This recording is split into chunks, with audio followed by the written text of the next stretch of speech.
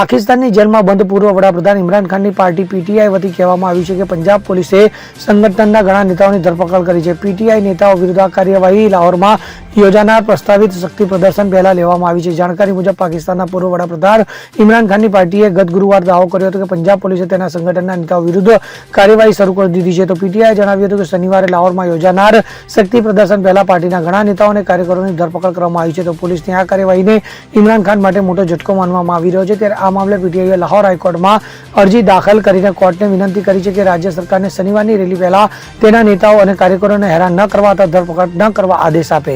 Bureau report CN24 news. હવે જુઓ દેશ દુનિયાની તમામ ખબરો તમારી આંગળીના ટેરવે.